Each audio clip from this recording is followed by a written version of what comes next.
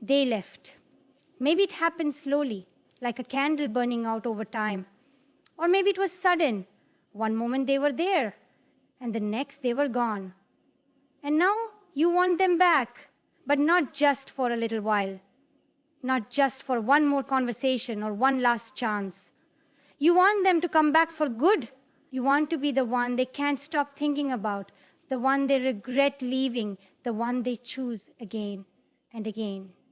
The problem? Most people do everything wrong when trying to win someone back. They beg, they over-apologize, they chase, thinking persistence will prove their love. But here's the brutal truth. Desperation kills attraction. If someone leaves and you act like you can't live without them, you're not pulling them closer. You're pushing them away. So instead of making that mistake, I'm going to show you a different way. A way that doesn't involve chasing, pleading, or waiting by the phone. A way that makes them realize they made a mistake. A way that makes them miss you so much that they can't help but come back. A way that ensures once they do come back, you'll never want to leave again. Step 1, stop chasing. Let's be clear. If someone left you, they had a reason. It might not be a reason you agree with. It might not even be a logical reason. But to them, at that moment, walking away felt like the better option. And if you chase them after they've made that choice, you reinforce their decision. Think about it. If you beg them to come back, if you flood their phone with messages, if you show up trying to prove your love, what are you really saying? You're saying you were right to leave. I need you more than you need me. And nothing kills attraction faster than imbalance. Psychologists call this the principle of scarcity. The more available something is, the less we value it. And the less available something is, the more we crave it. So here's what you do. Pull back, disappear, create space, not to play games, not to punish them, but to shift the power dynamic. Because here's the secret. Distance creates desire. When you stop reaching out, their brain starts doing something fascinating. At first, they'll feel relief. Okay, they're not chasing me. That's good. But then, the silence starts to feel strange. They start wondering, wait, why aren't they trying to get me back? Did they already move on? Hold on. Did I make a mistake?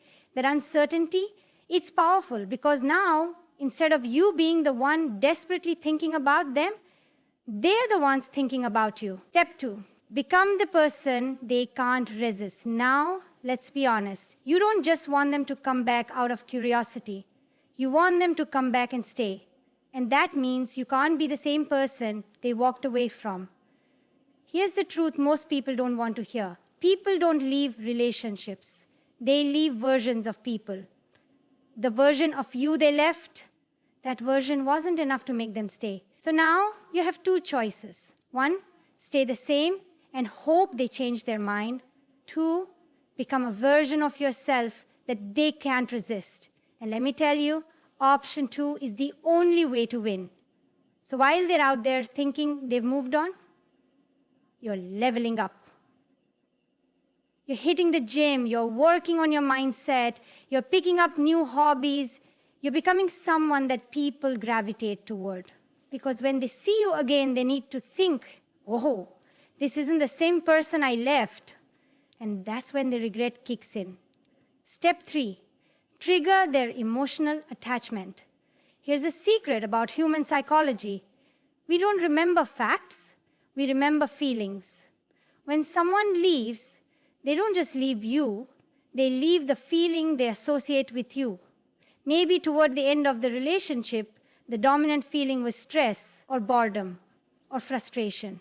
So even if they loved you, they walked away because their emotional experience with you changed. And if you want them back, you need to change that emotional experience again. But how? Not with words, not with long emotional messages, with emotional triggers. And one of the biggest emotional triggers, nostalgia. You don't have to reach out and say, I miss us. You don't have to say, remember how great we were. Instead, you make them feel it. You casually mention a song you both loved. You post a picture of a place that meant something to both of you. You let mutual friends talk about a fun memory you all shared, because when they start feeling nostalgic, something happens in their mind. They stop thinking about why they left. They stop thinking about the problems, and they start remembering the good time. And that's when the pull begins. Step 4, make them chase you. Now, by this point, they're thinking about you. They're feeling the distance. They're feeling the nostalgia. And sooner or later, they'll reach out. Maybe it's a simple hey. Maybe it's something completely random like, did you see what happened at that coffee shop we used to go to? Maybe it's even an accidental like on your Instagram story. This is where most people mess up. They see that first text and jump in too fast. They reply immediately, excited, eager, and just like that, the power shifts right back. Instead, here's how you handle it. 1, wait before responding. Let them sit in uncertainty for a little longer. 2, keep it casual. No long responses, no emotional oversharing. 3, match their energy. If they send one sentence, you send one sentence back. And most importantly, you don't bring up the past. You don't say, I've missed you. You don't say, I've been waiting for this. You don't say, so do you regret leaving? Instead, you make the conversation feel fresh, new, different. Because if they sense that you're still the same person waiting for them, they lose interest again. But if they sense that you're doing great without them, that you're happy, thriving, and maybe, just maybe, not even sure if you still want them, that's when they start chasing you. Step 5, reignite attraction. All right, so at this point, they've come back, they've texted, they're curious, they're checking up on you. But curiosity isn't enough. You don't just want them to text you out of boredom. You don't want them to come back just to see if you're still an option. You want them to feel something powerful, something that makes them want you again. And that means rebuilding attraction. Now, here's where most people fail. They think attraction is built through words. It's not. Attraction is built through energy, through the way you carry yourself, the way you make them feel. So if you want to reignite attraction, follow these 2 golden rules. 1, stop being predictable. Predictability kills attraction. If they can guess what you're going to say, what you're going to do, how you're going to react, they lose interest. So mix it up. Keep them guessing. If they text, don't always reply right away. If they ask to meet up, don't be overly available. If they expect you to chase them, don't. Uncertainty creates attraction too. Tap into emotional spikes. People fall in love when they feel intense emotions, not just comfort and stability, but excitement, surprise, even a little challenge. You need to bring back the spark. Instead of having safe, boring conversations, create fun and unpredictable interactions. Playfully tease them, challenge their opinions, bring up fun memories with a mischievous smile. Keep the energy light and flirtatious, because here's the truth. Attraction isn't about what you say, it's about what they feel when they're around you. And if they start feeling that old spark again, they'll start wanting more. Step 6, make them emotionally invested in you. Here's the psychological secret about relationships. The more someone invests in you, the more they value you. It's called the sunk cost fallacy. When people put effort, time, and emotions into something, they don't want to lose it. So if you want someone to stay, you need to make them invest in you. But how? You don't do it by giving them everything right away. You do it by making them put in effort. If they want to see you, they should make plans. If they want your attention, they should earn it. If they want a second chance, they should prove they deserve it. Because when someone works for something, they appreciate it more. And the more effort they put in, the deeper their emotional attachment becomes. Step 7, trigger their fear of losing you again now. This is the part where you make sure they never leave again. Because, let's be real, people don't value what they think they can't lose. So if they feel like they have you no matter what, If they think you'll always be there, waiting, no matter how they treat you, they'll start taking you for granted again. You can't let that happen. So here's how you make them afraid to lose you. 1. Stay independent. Never ever make them the center of your world. Keep your own life, your own passions, your own sense of purpose. People are most attracted to what they can't fully control. If they feel like you're too dependent on them, they'll pull away. But if they see that you're happy, confident, and doing great with or without them, they'll fight to keep you. 2. Keep a little mystery. You don't have to share everything. Keep some things to yourself. Let them wonder what you're thinking. Mystery creates intrigue, and intrigue keeps people hooked.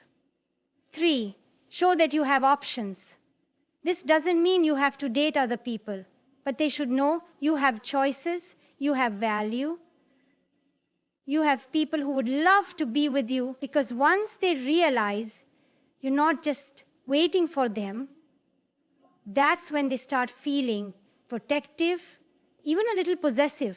And that's when they start thinking, I can't let them go again. Step 8, strengthen the connection.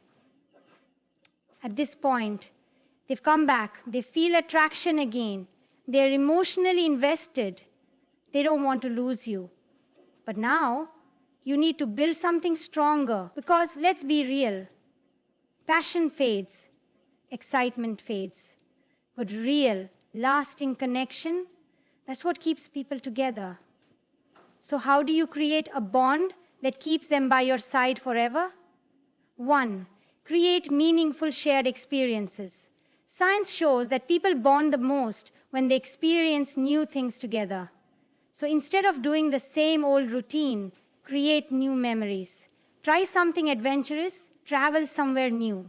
Do something unexpected, because the more unique experiences you share, the deeper your bond becomes. 2. Be their safe space. Attraction might bring someone back, but emotional security is what makes them stay. People don't stay in relationships just because of fun and excitement. They stay because they feel understood, accepted, and valued. So if you want someone to never leave again, be the one person they feel safest with. Someone they can open up to, someone who listens without judgment, someone who makes them feel at home. Because once someone truly feels safe with you, they'll never want to lose that. Conclusion, the power shift that changes everything. Let's take a step back and look at what we just did. You stopped chasing and made them feel your absence. You became the best version of yourself, making them see you in a new light. You triggered their nostalgia, making them remember why they fell for you in the first place. You made them work for your attention, increasing their emotional investment. You reminded them that you have value and that they could lose you again. And finally, you built a connection so strong that they never want to leave. Do you see the difference? Most people beg, chase, and try to convince someone to stay, and it never works. But when you understand psychology, when you know how human attraction, desire, and emotional bonding really work, you don't have to chase. You become the one they chase. And once they realize how special you are, once they see what they almost lost, they'll never want to leave again. Call to action now that you know how to make them come back and stay. Check out my next video where I reveal the one mistake people make in relationships that pushes their partner away without even realizing it. Watch it now before you make this mistake.